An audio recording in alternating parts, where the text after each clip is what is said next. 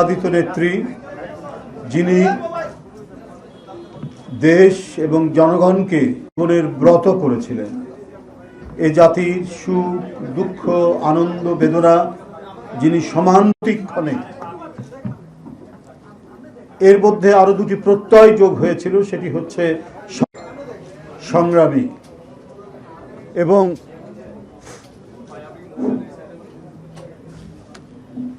এ নিয়ে কোনো ছাড় দেওয়া মনোভাব যার ছিল না। অন্তরের মধ্যে ধারণ করেছিলেন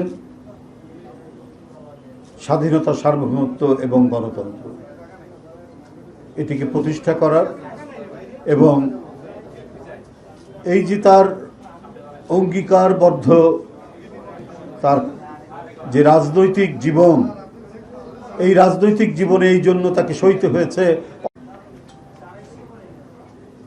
একবার রাজনীতিতে অংশগ্রহণ করার সাথে সাথে তিনি একটি এক নায়কোচিত শাসন কায়েম করলেন, সামরিক আইন জারি করে মানুষের বাক ব্যক্তি স্বাধীনতাকে তিনি স্তব্ধ করে দিলেন বন্দুকের নলের মুখে। এরপর 9 বছর আপোষহীন সংগ্রাম, অবিচ্ছিন্ন সংগ্রামী স্রোতধারায় বিজয়ী করেছিলেন সংগ্রামকে। ছাত্র জনতার সেই আন্দোলনের মূর্ত প্রতীক ছিলেন, মূল প্রেরণা ছিলেন বেগম খালেদা জিয়া। এরপর বারবার আক্রমণ করা হয়েছে, গোটা দেশকে, জাতিকে, গণতন্ত্রকে আক্রান্ত হয়েছে। এদেশের বহু পথ এবং মতের রাজনীতি আক্রান্ত করা হয়েছে বেগম খালেদা জিয়াকে। তারপরও বিন্দু মাত্র তাকে বিচলিত করা যায়নি, তার কর্তব্য কর্ম থেকে তাকে বিচ্যুত করা যায়নি। হিমালয় পর্বতের মতো মাথা উঁচু করে তিনি দৃঢ় পায়ে এগিয়ে গেছেন, অটল থেকেছেন তার অঙ্গীকারে। বন্ধুরা আমার, আগামীকাল তার জন্মদিন। এই দিবসটি পালন করার জন্য আপনারা জানেন যে সব সময় দিবসটি পালন করা হয় দোয়া অনুষ্ঠানের মধ্যে দিয়ে। আমরা আগামীকাল ঢাকা সহ সারা দেশে দলীয় কার্যালয়গুলোতে দোয়া অনুষ্ঠিত হবে।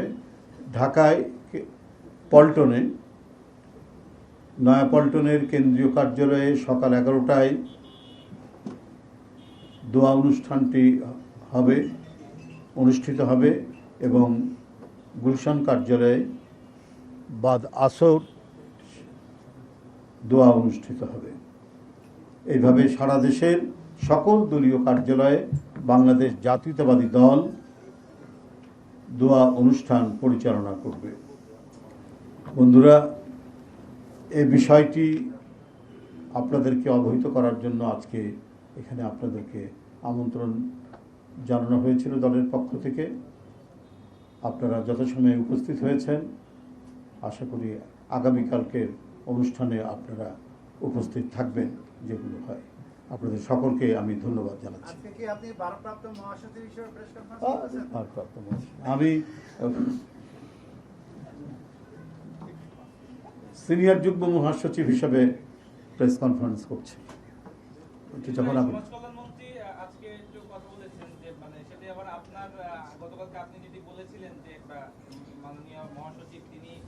পদত্যাগ করেছেন এবং তার মনোনয়ন দেওয়া হয়েছে তাকে, সেইটার বিপরীতে আজকে বলেছেন সমাজকল্যাণমন্ত্রী যে তিনি পদত্যাগ করেননি, কোনো পদ থেকেই এখন পর্যন্ত তিনি পদত্যাগ করেননি, তিনি শপথ নেওয়ার পরে তিনি আসলে পদত্যাগ করেন, এরকম একটি কথা বলছেন। সমাজ কল্যাণমন্ত্রী যেটা বলেছেন, আমার বলার মধ্যে কোনো কন্ট্রাডিকশন নেই, খামোখাটে বলার কোনো কারণ নাই। আমি যেটা বলেছি এটা হচ্ছে দলের নির্দেশক্রমে আমি সেটা বলেছি।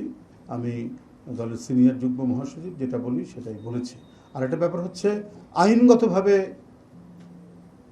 এখানে কোনো বাধ্যবাধকতা নেই যে শপথ করার পূর্বে দলের পদ থেকে বা সরকারের অন্য পদ, মন্ত্রী হোক বা এমপি হোক, এখান থেকে যে পদত্যাগ করতে হবে, এ ধরনের কোনো ধরনের বাধ্যবাধকতা নেই আইনগতভাবে। কিন্তু যেহেতু উনি দলের মহাসচিব, কালকে দলের মনোনীত রাষ্ট্রপতি তিনি হয়েছেন, মানে রাষ্ট্রপতির মনোনয়ন পেয়েছেন দলের পক্ষ থেকে, এই কারণে তিনি মনে করেছেন নৈতিক কারণে তিনি দল থেকে পদত্যাগ করেছেন, পদত্যাগ করবেন এই হিসাবে তিনি পদত্যাগ করেছেন, যেটি দলের যে নির্দেশ সেই নির্দেশ অনুযায়ী আমি আপনাদের কালকে বলেছি। এটাই হলো ঠিক, আমি যেটা বলেছি সেটাই ঠিক। ধন্যবাদ। আর ইয়ে লাগিয়েন না, কন্ট্রাডিকশন। গণতান্ত্রিক সরকার 6 মাস পার করেছে, 6 মাসের যে জায়গায় বিএনপি সরকার, সেখান থেকে দলীয়ভাবে সরকারের একটা মূল্যায়ন তো আছে, ঠিকই আছে, দলীয়ভাবে এই আপনারা কি মূল্যায়ন করছেন যে 31 দফার বাস্তবায়ন এই সরকারের যে ম্যানিফেস্টো ছিল সেই অনুযায়ী 6 মাস মানে 10 ভাগের কিন্তু 1 ভাগ চলে গেছে, কতটুকু বাস্তবায়ন হলো এই সরকারের?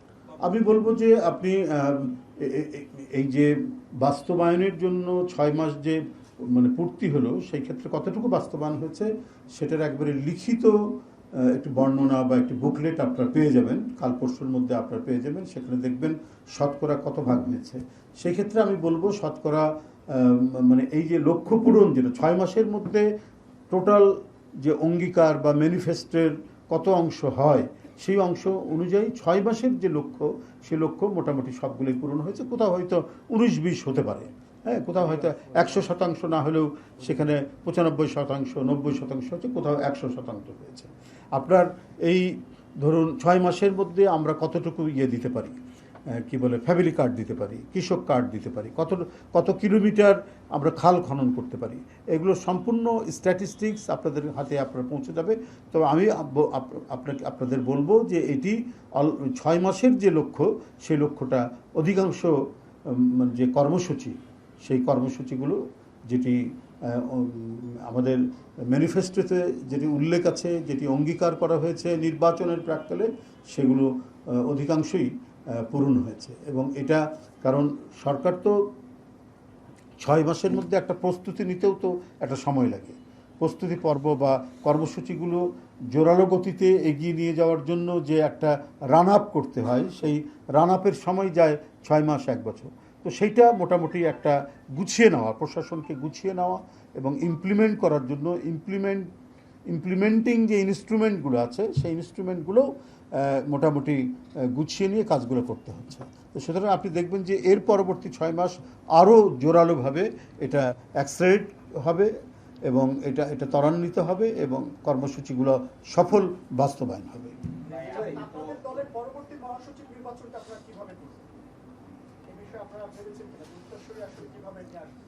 সেটা যখন দল যেভাবে সিদ্ধান্ত নেবে আমরা সেভাবেই আপনাদেরকে জানিয়ে দেবো। এখানে কোনো ঘাটতি থাকবে না। আমাদের প্রতিটি পদক্ষেপ দেখেছেন আমরা আপনাদেরকে জানিয়ে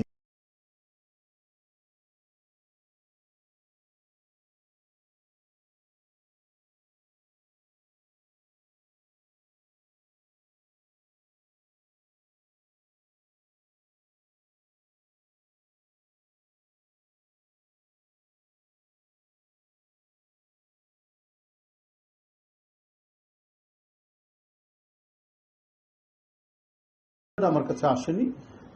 যদি সেরকম কোনো সিদ্ধান্ত হয়ে থাকে আসবে, এটা নিঃসন্দেহে দলের হাইকমান্ড তাদের সাথে কথা বলছেন, তাদের সাথে কি কথা হয়েছে, তাদের কি নির্দেশনা দেওয়া হয়েছে, এটা আমি এই মুহূর্তে বলতে পারবো না। আর যদি চূড়ান্ত পর্যায়ের কিছু হয়, নতুন কিছু হয়, তো সেটা তো নিঃসন্দেহে আমরা প্রেস রিলিজ আকারে আপনাদেরকে বলে দেবো। তাই এখন পর্যন্ত আমার কাছে কোনো নির্দেশনা আসেনি, এটা আমি বলতে পারি। আজকেই পর্যন্ত থাক, আমি যেটুকু বললাম না, আর এটা ডাইভার্ট করার দরকার নেই, এগুলো আরও সময় আছে বলবো। হ্যাঁ, এটা যেহেতু ম্যাডামের বিষয়, তো আমাদের সারা জাতির একটা আবেগের বিষয়। আমি মনে করি আপনারা এবং অনুরোধ করি আপনারা এই বিষয়টিকে একটু গুরুত্ব সহকারে তুলে ধরবেন। ধন্যবাদ।